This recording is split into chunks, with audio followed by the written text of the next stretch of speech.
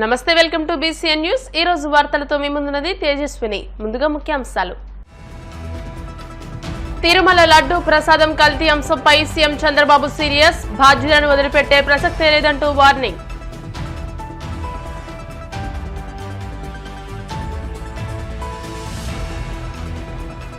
October 1 నుండి ధాన్యం కొనుగోలు ప్రారంభిస్తామన్న మంత్రి నాదెండ్ల, కొనుగోలు చేసిన 48 గంటల్లో రైతుల ఖాతాల్లోకి డబ్బులు జమ చేస్తామని స్పష్టం.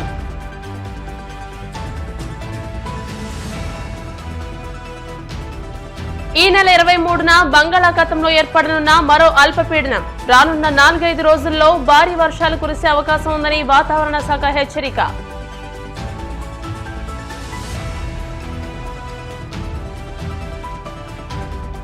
అర్బన్ నక్సల్స్ తుక్డే గ్యాంగ్ కాంగ్రెస్ ను నడిపిస్తోంది. కాంగ్రెస్ నేతలపై తీవ్ర విమర్శలు గుప్పించిన ప్రధాని మోదీ.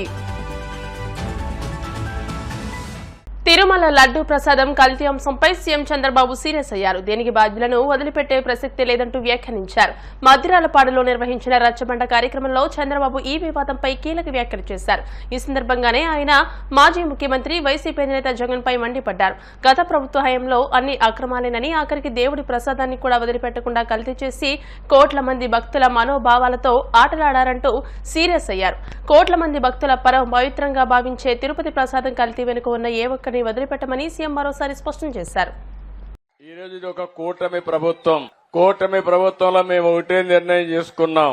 నేను గాని, మా మిత్రుడు జనసేన అధ్యక్షుడు పవన్ కళ్యాణ్ గాని, ఇంకో పక్కన బీజేపీ పార్టీ జాతీయ స్థాయిలో నరేంద్ర మోడీ గారి నాయకత్వం గాని, ఇవన్నీ కూడా మీరు ఒక్కసారి చూస్తే ఏ విధంగా పరిపాలనలో మార్పులు వచ్చాయో మీరే గుర్తుపెట్టుకోవాలి. 4,000 రూపాయలు పింఛన్ ఇస్తామంటే మన తర్వాత తక్కువ ఇచ్చే పింఛన్లు చూస్తే 2,500 రూపాయలు హర్యానా ఇస్తున్నారు.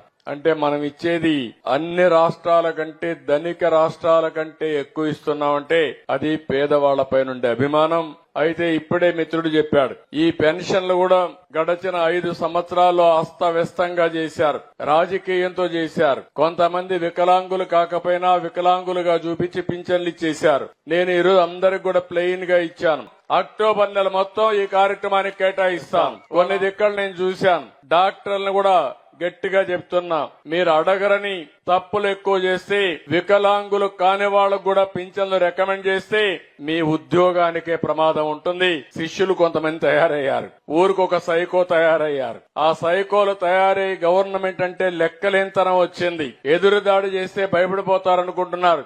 నేను దాడి చేస్తే భయపడను, తాట తీస్తాను తప్పు చేసిన వాళ్ళని మరొక్కసారి హెచ్చరిస్తున్నా. తిరుమల తిరుపతి దేవస్థానంలో పవిత్ర దెబ్బతీసే పరిస్థితికి వచ్చారు. దేవునికి పెట్టినప్పుడు ఆవు నెయ్యి వాడతారా లేదా అని మిమ్మల్ని అడుగుతున్నా. అలాంటిది 320 రూపాయలకు నెయ్యి వస్తుందని, నాసి రకం వెజిటబుల్ ఫ్యాట్ అని, ఎనిమల్ ఫ్యాట్ అని, అలాంటివన్నీ దాన్ని కల్తీ నెయ్యి తీసుకొచ్చి దేవుడికి నైవేద్యం పెట్టే పరిస్థితికి వచ్చారు. ఆవు నెయ్యికి 500 రూపాయలు కనీసం ఉంది. అలాంటిది 320 రూపాయలు పేరు పెట్టి ఏదైతే కల్తీ నెయ్యని ప్రజల మనోభావాలతో ఆడుకునే విధంగా ఆ నెయ్యి తీసుకొస్తే ఆ మధ్యలో మీరు ఎవరన్నా కొండకు పోయారా? ఒకప్పుడు వైఎస్ఆర్ కాంగ్రెస్ పార్టీలో ఆ ప్రసాదం బాగుందా అని అడుగుతున్నా మిమ్మల్ని. భోజనాలు కూడా బాగాలేవు, దర్శనాలు కూడా బాగాలేవు. మొదటి రోజునే ఒక ఆఫీసర్ని వేశాను, శ్యామలరావు గారిని. ఒకే మాట చెప్పి పంపించాను. మళ్లీ నేను శభాషణాలంటే ప్రజలు మెచ్చుకునే పరిపాలన, దేవునికి సేవ చేయమని చెప్పి ఆయన పంపించా. కల్తీ నెయ్యి తీసుకొచ్చి ఇష్టానుసారంగా చేస్తే, క్షమించడానికి నేరం చేస్తే వదిలిపెట్టాలని మిమ్మల్ని అడుగుతున్నా. ఈరోజు మీరు ఒకసారి చూడండి, నేను వాస్తవాలన్నీ మీ ముందర పెట్టాను. 7 వైట్ పేపర్లు పెట్టాను. 100 రోజుల్లో అన్ని డిపార్ట్మెంట్లు సమీక్షలు చేశాను. సమీక్షలు చేస్తా ఉంటే నాకే షాకింగ్ న్యూస్ వస్తా ఉంది. డిపార్ట్మెంట్ లో కేంద్రం ఇచ్చిన డబ్బుల్ని వాడేసి, డైవర్ట్ చేసి, ఒక విధంగా దుర్వినియోగం చేసి, కడాన దేనికి ఖర్చు పెట్టామో చెప్పకుండా తిరిగి మనకిచ్చే డబ్బులు కూడా రాకుండా పోయే పరిస్థితి వచ్చింది. ఇప్పుడు ఆ 990 కోట్లు ఇచ్చాను, 1200 కోట్లు వచ్చాయి. ఇప్పుడు సర్పంచులందరికీ కాస్తో కూస్తో వెసులుబాటు వచ్చి పనులు చేసే స్థాయికి తీసుకొచ్చావంటే అది గాడి దప్పిన పరిపాలన ఘాట్లో పెట్టడం అని చెప్పి కూడా నేను మీ అందరికి విజ్ఞప్తి చేస్తున్నా. ఒక రంగం అని కాదు, అన్ని రంగాలలో ఇదే పరిస్థితి. ఈ చుట్టుపక్కల 5-6 నియోజకవర్గాల్లో మల్టీపర్పస్ వాటర్ స్కీమ్ పెట్టి పైప్ లైన్ల ద్వారా ఇంటింటికి కొళాయి ద్వారా నీళ్లిచ్చే కార్యక్రమం. 5 ఏళ్లయింది, ఒక్క ఊరికి నీళ్లు ఇచ్చిన దాఖలాలు లేవు. కొన్ని రాష్ట్రాల్లో 70,000 కోట్ల రూపాయలు ఖర్చు పెట్టారు సిరిసగ వేసుకొని. దీనివల్ల ఇంటింటికి కొళ్ళాయి ద్వారా నీళ్లు ఇచ్చారు. మన రాష్ట్రంలో దౌర్భాగ్యం 3,000-2,000 కోట్లు ఖర్చు పెట్టకుండా, ఇచ్చిన డబ్బులకి లెక్క చూపించకుండా, ఇచ్చిన డబ్బులు రిలీజ్ చేయకుండా ఇష్టానుసారంగా చేస్తే నిన్నే నేను చెప్పా, మళ్లీ ఒకసారి స్ట్రీమ్ లైన్ చేద్దాం. తప్పకుండా ఎక్కడెక్కడ జిల్లాలున్నాయో 26 జిల్లాలకి నీళ్లిచ్చే బాధ్యత, ఇంటింటికి కొళ్ళాయి ద్వారా నీళ్లు సరఫరా చేసే బాధ్యత ఈ ప్రభుత్వం తీసుకుంటామని చెప్పి చాలా స్పష్టంగా హామీ ఇచ్చాం. ఇప్పుడే సర్పంచ్ గారు ఇక్కడ ఉన్నారు, కలెక్టర్ గారు ఉన్నారు. కనీసం ఈ ఊర్లో 200 మందికి ఇంటి జాగాలు ఇచ్చి ఇండ్లు కట్టించాల్సిన బాధ్యత ఉంది. ఇమ్మీడియట్ గా ల్యాండ్ ఎక్విజిషన్ చేసి ఎంతమంది ఉంటే ఎన్యూమరేట్ చేయండి, ఆ ల్యాండ్ కూడా అక్వైర్ చేయండి, అందరికీ ఇండ్లు కట్టించే బాధ్యత తీసుకుందాం. ఇమ్మీడియట్ గా ప్రారంభించమని కూడా చెప్తున్నా. ఏపీలో రైతులకు ప్రభుత్వం గుడ్ న్యూస్ చెప్పింది. అక్టోబర్ 1వ తేదీ నుండి ధాన్యం కొనుగోలు ప్రారంభిస్తామని మంత్రి నాదెండ్ల మనోహర్ తెలియజేశారు. ఈ సందర్భంగా ఆయన మాట్లాడుతూ 10 జిల్లాల జాయింట్ కలెక్టర్లతో సమావేశం నిర్వహించామన్నారు. ధాన్యం కొనుగోలు చేసిన 48 గంటల్లో రైతుల ఖాతాల్లోకి డబ్బులు జమ చేస్తామని స్పష్టం చేశారు. ఇప్పటికే రైతు భరోసా కేంద్రాల్లో పనిచేసే సిబ్బందితో చర్చించామని, ముందస్తుగా లారీలను గన్ని బ్యాగులకు ఇబ్బందులు లేకుండా సిద్ధం చేశామన్నారు. ప్రతి వాహనానికి జీపీఎస్ అనుసంధానం చేస్తున్నట్టు చెప్పారు. మీ ప్రభుత్వం ఏర్పడిన తర్వాత మొట్టమొదటిసారి ఖరీఫ్ మాసంలో ధాన్యం కొనుగోలు కోసం రాష్ట్ర వ్యాప్తంగా అందరితో సంప్రదించి ప్రతి రైతును ఆదుకునే విధంగా, ప్రతి గింజ కష్టపడి పండించిన ఆ పంటని రాష్ట్ర ప్రభుత్వం ఒక ధైర్యం నింపే విధంగా, ఒక భరోసా నింపే విధంగా ధాన్యం కొనుగోలు ప్రక్రియ అక్టోబర్ 1వ తారీఖు నుంచి రాష్ట్ర వ్యాప్తంగా ప్రారంభించబోతున్నాం. అందులో భాగంగా ఈ రోజున 10 జిల్లాల జాయింట్ కలెక్టర్లు, సివిల్ సప్లైస్ కార్పొరేషన్ డిపార్ట్మెంట్ నుంచి ఉన్న డిస్ట్రిక్ట్ సప్లైస్ ఆఫీసర్స్, డిస్ట్రిక్ట్ మేనేజర్లు, మార్కెటింగ్ శాఖ నుంచి మార్కెట్ అధికారులు, అదేవిధంగా డిస్ట్రిక్ట్ కోఆపరేటివ్ ఆఫీసర్స్, వ్యవసాయ శాఖ నుంచి జాయింట్ డైరెక్టర్ అగ్రికల్చర్లు అందరిని కూడా ఈరోజు ఒక వర్క్షాప్ ఏర్పాటు చేసి సుమారు 37 లక్షల మెట్రిక్ టన్నులు ధాన్యం కొనుగోలు చేయడానికి రాష్ట్ర ప్రభుత్వం తరఫున మేము సిద్ధమయ్యే విధంగా, క్షేత్రస్థాయిలో ప్రతి రైతుకి ఒక గౌరవం ఇచ్చే విధంగా ఈ ప్రక్రియని సజావుగా ఎక్కడా ఇబ్బందులు లేకుండా టెక్నాలజీని ఉపయోగించి ఆ భరోసా కల్పించడానికి కోసం చాలా లోతైన ఒక వర్క్షాప్ ఈరోజు అర్థమయ్యే విధంగా ప్రతి ఒక్కరికి కూడా ప్రారంభించాం. రాష్ట్ర వ్యాప్తంగా సుమారు 3 ప్రాంతాల్లో నిర్వహిస్తాం. ఈ 10 జిల్లాల అధికారులతోటి ఈ రోజున ఏ విధంగా రైతు కష్టపడి పండించిన పంటకి ప్రభుత్వం నుంచి మేము చేయాల్సిన కొనుగోలు విషయంలో పారదర్శకంగా, పొరపాటు జరగకుండా, నిజాయితీగా అందరికీ అందించే విధంగా మేము తీసుకోవాల్సిన చర్యలపైన వివరించాం. రైతుతో పాటు రైతు సహాయ కేంద్రాల్లో పనిచేస్తున్న సిబ్బంది, ధాన్యం కొనుగోలు కేంద్రాల గురించి వివరించాం. వీటితో పాటు క్షేత్రస్థాయిలో లారీ యాజమానులు ట్రాన్స్పోర్ట్ విషయంలో వేల సంఖ్యలో, ఒక్కొక్క జిల్లాలో దాదాపు 8,000 నుంచి 10,000 లారీలు అవసరం ఉంటాయి. వాటిని ఏ విధంగా సిద్ధం చేస్తున్నామో, క్షేత్రస్థాయిలో ఉన్న మిల్లర్స్ వాళ్ళు కూడా ఏ విధంగా దీనికి టెక్నాలజీని ఉపయోగించుకొని జీపీఎస్ పొజిషనింగు, ఆ డేటా వాళ్ళకు వచ్చే విధంగా ఎక్కడ కూడా గన్నీ బ్యాగ్స్ విషయంలో కానివ్వండి, ట్రాన్స్పోర్టేషన్ విషయంలో కానివ్వండి, హమాలీల విషయంలో కానివ్వండి పొరపాటు లేకుండా అన్ని విధాలుగా సిద్ధమై అంతిమంగా గౌరవ ముఖ్యమంత్రి గారు, గౌరవ ఉప ముఖ్యమంత్రి గారు ఇచ్చిన మాట మేరకు ఎప్పుడైతే రైతు మనకి అక్నాలెడ్జ్మెంట్ ఇచ్చి ధాన్యం మిల్లర్కి అప్పచెప్తారో 48 గంటల లోపే వాళ్ళ బ్యాంక్ ఖాతాల్లో డబ్బులు చెల్లించే విధంగా రాష్ట్ర ప్రభుత్వం సిద్ధమవుతోంది. కూటమి ప్రభుత్వం మరొకసారి చాలా పారదర్శకంగా, నిజాయితీగా రైతాంగాన్ని కాపాడడానికి కోసం, వ్యవసాయ రంగానికి ఒక భరోసా ఇచ్చే విధంగా పూర్తి స్థాయిలో మేము చర్యలు తీసుకుంటున్నాం. 100 రోజులు నిండిన సందర్భంగా మా పరిపాలనలో మరొకసారి ఒక కమిట్మెంట్ తోటి ప్రతి ఒక్కరం కూడా క్షేత్రస్థాయిలో రైతుకి అండగా నిలబడి ఏ విధంగా ఒక ఇండస్ట్రియలిస్ట్కి ఈజ్ ఆఫ్ డూయింగ్ బిజినెస్లో రాష్ట్రంలో ఫెసిలిటీస్ అందుబాటులో ఉంచుతామో అదేవిధంగా రైతుకు ఉన్న అన్ని విధాలుగా మేము ఆ విధంగా ట్రీట్ చేసి అతనికి ఎక్కడ కూడా తగ్గకుండా ప్రభుత్వం నుంచి అందించాల్సిన సౌకర్యాలు, క్షేత్రస్థాయిలో టెక్నాలజీని మరింత లోతుగా ఉపయోగించుకుని 48 గంటల్లోపే వాళ్ళ బ్యాంక్ ఖాతాలో నిధులు చెల్లించేటట్టు సిద్ధమవుతున్నాం. అందుకోసం ఈ రోజున రాష్ట్ర వ్యాప్తంగా మేము నిర్వహించిన ఈ వర్క్షాప్లో 10 జిల్లాల అధికారులందరూ కూడా పార్టిసిపేట్ చేశారు. రాబోయే రోజుల్లో ఖచ్చితంగా 1వ తారీఖు నుంచి చేయబోయే కొనుగోలు ప్రక్రియలో ఎక్కడ కూడా పొరపాటు జరగకుండా రైతుకి మరొకసారి అండగా నిలబడతామని సందర్భంగా చెప్పుకుంటాం.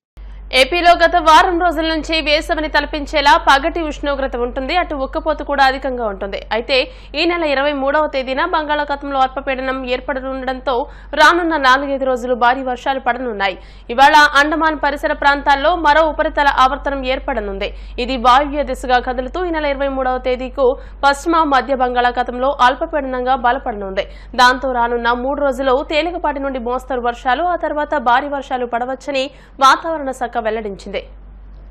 కలియుగ వైకుంఠం తిరుమల శ్రీ వెంకటేశ్వర స్వామి లడ్డూ ప్రసాదం కలుషితం కావడం భక్తులను ఆందోళనకు గురిచేసిందని విశ్వ హిందూ పరిషత్ ప్రాంత కార్యాధ్యక్షులు వబిలిశెట్టి శ్రీ వెంకటేశ్వర్లు అన్నారు. పశ్చిమ గోదావరి జిల్లా కేంద్రమైన భీమవరంలో శనివారం ఏర్పాటు చేసిన విలేకరుల సమావేశంలో ఆయన పాల్గొని మాట్లాడారు. ఈ విషయం తెలుసుకున్న ప్రపంచ వ్యాప్తంగా ఉన్న హిందువులు ఆవేదన, క్షోభకు గురయ్యారన్నారు.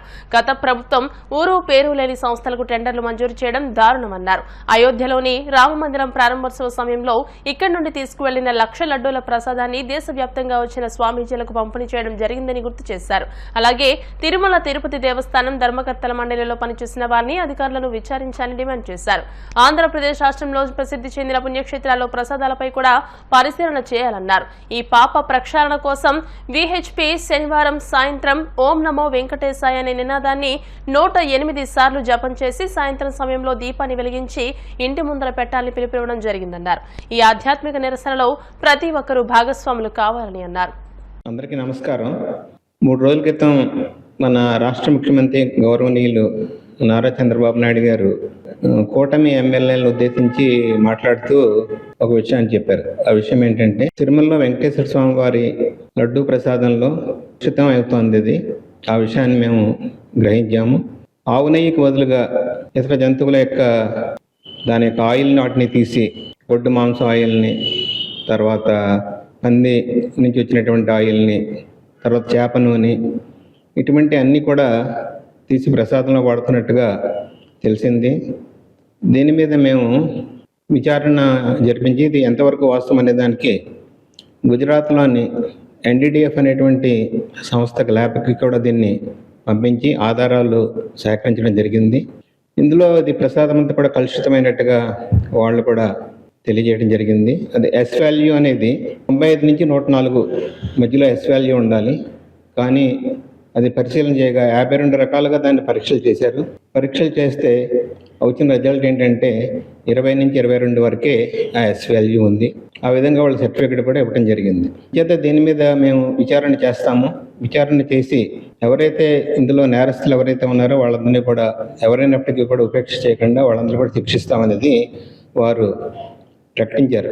ఈ ప్రకటన వచ్చిన వెంటనే యావత్ హిందూ సమాజం, భారతదేశంలోనే కాకుండా ప్రపంచవ్యాప్తంగా ఉన్నటువంటి శ్రీవారి భక్తులు అందరూ కూడా చాలా ఆవేదనకి, క్షోభకి గురయ్యారు. ఎందుకంటే గత 2 సంవత్సరాలుగా ఇది జరుగుతోంది. 2023 ఫిబ్రవరి వరకు కూడా నందిని అనేటువంటి కర్ణాటకకు చెందినటువంటి ఒక సంస్థ, కర్ణాటక మిల్క్ ఫెడరేషన్ నుంచి వచ్చేదన్నమాట. మంచి క్వాలిటీ వాళ్ళు ఇచ్చేవారు. అనేక సంవత్సరాలుగా వాళ్ళే సప్లై చేస్తున్నారు.